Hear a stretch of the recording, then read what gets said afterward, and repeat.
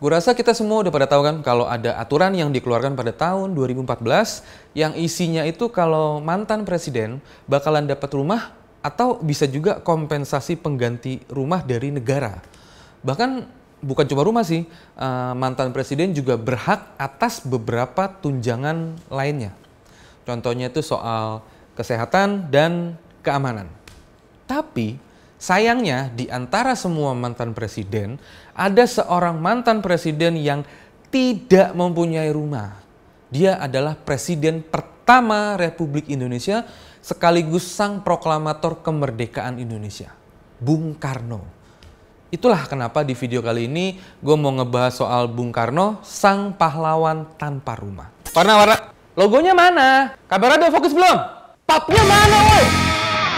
Sebenarnya ada banyak poin yang mau gue sampein. Cuman kalau gue jabarin satu persatu, yang ada malah jadi film dokumenter. Jadi gue ngambil beberapa poin aja yang gue rasa paling pentingnya gitu. Tapi sebelum itu, gue mau ngasih lihat sesuatu yang mungkin lu semua belum tahu gitu. Nih, simak ya. Sebenarnya begini, juga perlu diberitahu kepada orang.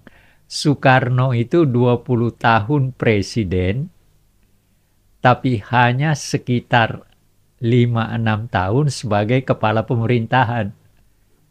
Jadi keliru kalau orang mengatakan Presiden Soekarno itu 20 tahun presiden, 20 tahun juga berkuasa. Enggak.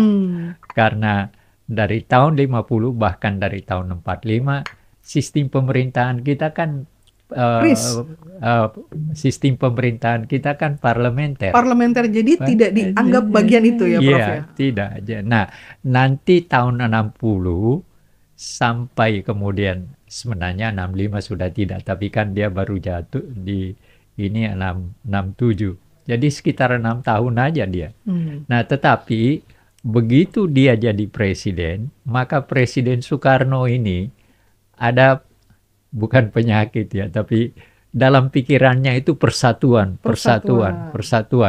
Yang tidak dapat dipersatukan pun mau dipersatukan. Apakah lu semua tahu kalau Bung Karno emang jadi presiden sekitar 20 tahun, tapi berkuasanya cuman sekitar 5-6 tahun doang? Kalau lu nggak tahu, berarti kita sama. Gue juga baru tahu abis ngelihat penjelasan sejarawan Pak Anhar Gonggong ya, yang tadi itu. Karena pada awal kemerdekaan, sistem pemerintahan kita itu masih parlementer, belum presidensial kayak sekarang. Itu berarti program-program negara itu ditentuin sama parlemen atau MPR, DPR gitulah, bukan presiden. Nah, kalau kita ambil perumpamaan dari situasi sekarang, program kayak MBG, sekolah rakyat, terus pembangunan infrastruktur, itu yang nentuin ya DPR. Presiden cuman eksekusinya aja. Kira-kira seperti itulah. Nah, sebenarnya sih ini pelajaran SD kali ya. Tapi gimana? Berapa banyak sih dari kita yang peduli sama sejarah gitu? Gue dulu juga kalau diceritain soal sejarah, mikirnya ya udahlah gitu. Terima kasih atas jasa-jasanya. Cuman itu aja kan? Ya habis mau ngapain lagi coba? Nah, tapi sekarang gue baru nyadar kalau melek sejarah itu bukan cuma soal mengenang jasa atau ngedengerin cerita aja, tapi juga mengenal peradaban. Ternyata sejarah itu bukan cerita dongeng, tapi ada banyak hal di dalamnya. Kita ambil contoh yang paling gampang. Misalnya nih, kita bicara soal mantan pacar. Ya, mantan pacar. Emang udah jadi sejarah itu. Tapi kalau lu sama mantan lu ada ikatan perjanjian, berarti kan ikatan perjanjian itu harus diselesaikan. Contohnya aja nih ya, kan banyak tuh sekarang yang baru pacaran tapi udah punya bisnis bareng. Tau-taunya putus. Nah, kalau udah putus, bisnisnya mau diapain? Apakah mau dijalanin atau diselesain? Contoh lain lagi itu soal warisan. Nah, biasanya kan kalau orang tua lu udah nggak ada, biasanya tuh selalu ada yang namanya bagi-bagi warisan. Kalau lu nggak paham soal sejarah orang tuanya lu, gimana lu bisa tahu warisannya ada di mana aja? Bener nggak? Contoh-contoh ini adalah bukti kalau di dalam sejarah itu ada banyak isi dan nilai yang harus kita tahu. Itu baru contoh soal hubungan antar circle kita, circle kecil kita aja loh ya. Itu aja udah rumit, apalagi ini soal bangsa. Banyak yang harus kita tahu dan kita pahamin, terus kita jalanin. Jadi pesan Bung Karno soal jas merah atau jangan sekali-sekali melupakan sejarah, itu udah bener sih. Dan kalau lu nggak peduli sejarah, lu akan ditindas sama peradaban. Kenapa begitu? Ntar gue bakal bahas lain kali. Nah, selanjutnya ada juga nih yang gue baru tahu tentang Bung Karno. Ini soal TAP MPRS 33 tahun 1967 yang secara garis besar isinya itu soal dicabutnya kekuasaan Bung Karno terus mengangkat Soeharto sebagai pelaksana tugas presiden. Dan yang paling bikin gue miris, di TAP MPRS itu Bung Karno dituduh sebagai pengkhianat negara karena melindungi petinggi PKI. Tapi akhirnya pada tahun 2024 MPR menyadari dan ngaku kesalahannya atas tuduhan itu dan mencabut juga TAP MPRS 33 tahun 67. Itu artinya selama 57 tahun negara itu membiarkan Bung Karno berada dalam fitnah. Keren. Sedih sih itu sebenarnya. Ya, gue apresiasi lah MPR yang berani mengakui dan memperbaiki kesalahannya.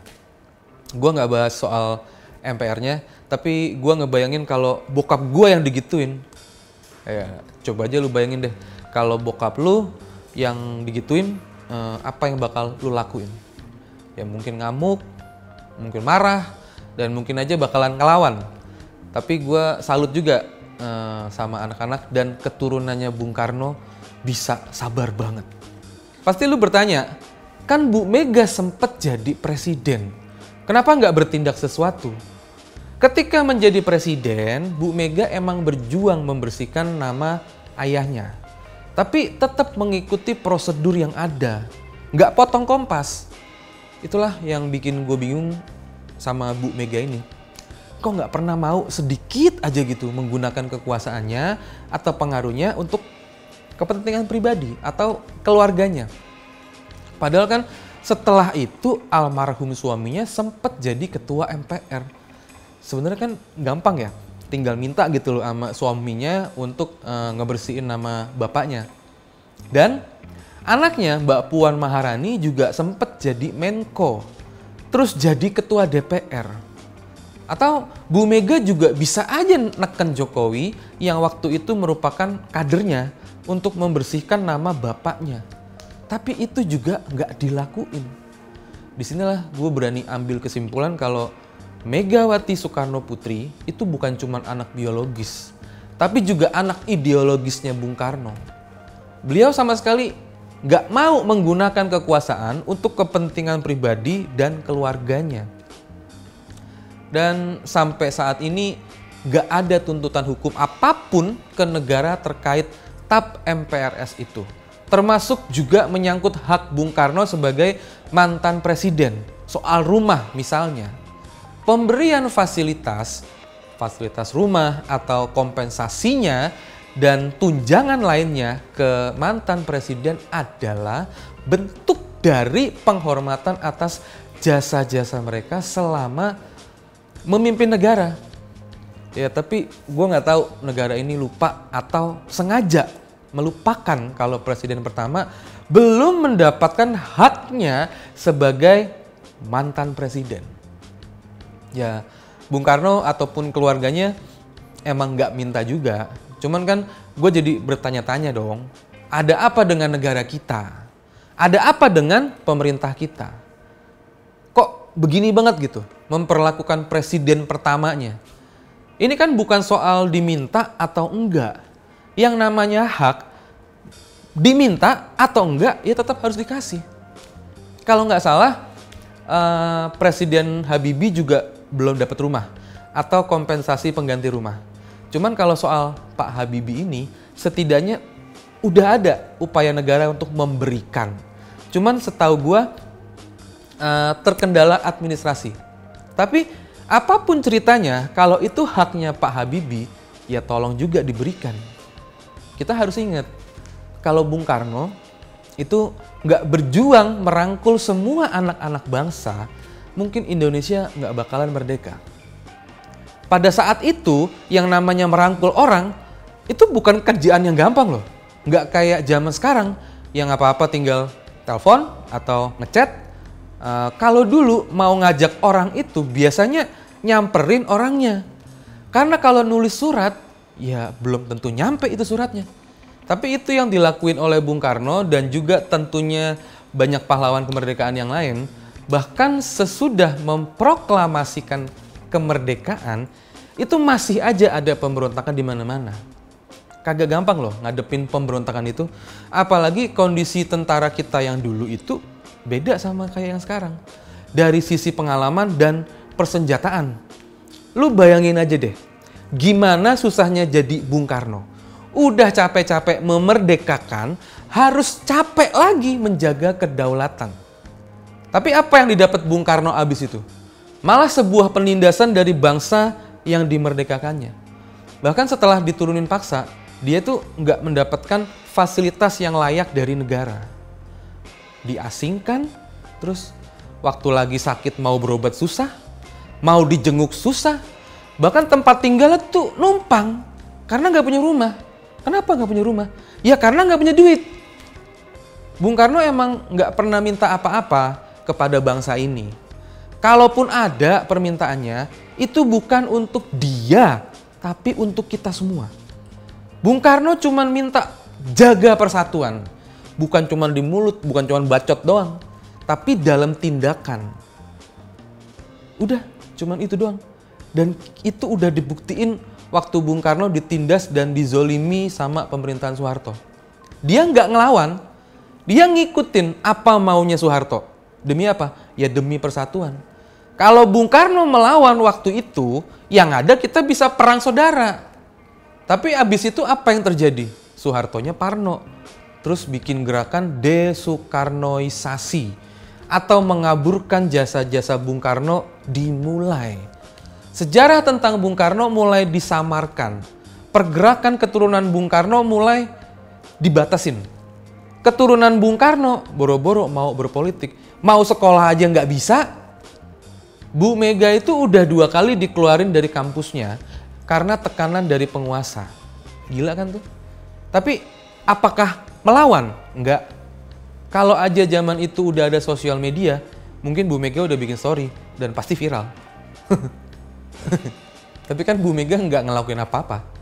Anak-anak Bung Karno waktu itu manut aja sama maunya penguasa. Ngikutin perintah bapaknya untuk menjaga persatuan.